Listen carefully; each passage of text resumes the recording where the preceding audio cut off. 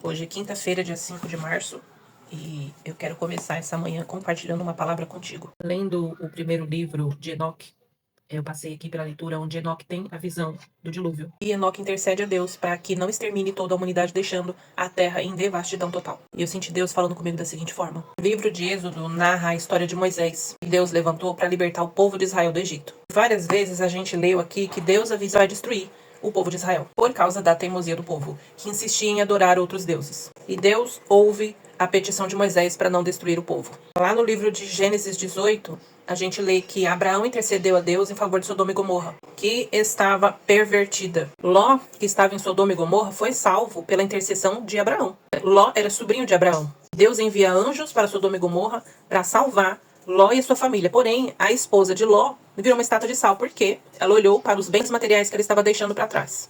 Ainda no livro de Gênesis, a gente lê que Noé era um homem justo e bom, que andava com Deus.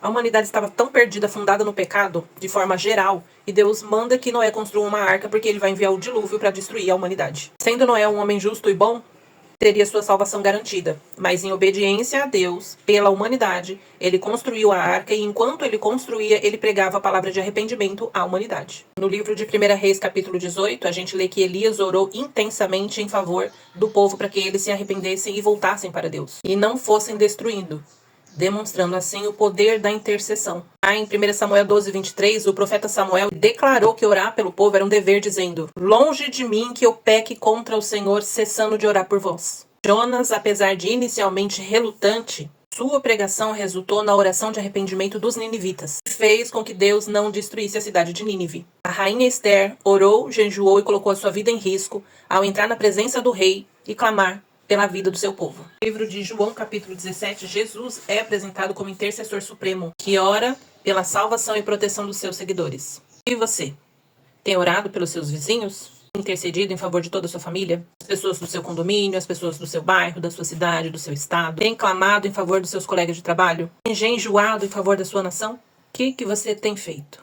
Orado, clamado, intercedido, assim como Enoque, Elias, Moisés, Abraão. Tem pregado a palavra de arrependimento, assim como Jonas, como Noé. Orado e jejuado por um povo, assim como a rainha Esther. Ou você tem se juntado aos pecadores no carnaval, em festas pagãs, festas do mundo, contrariando a palavra de Deus? Não sou eu que pergunto. Também foi perguntado a mim hoje pela manhã. O que você tem feito?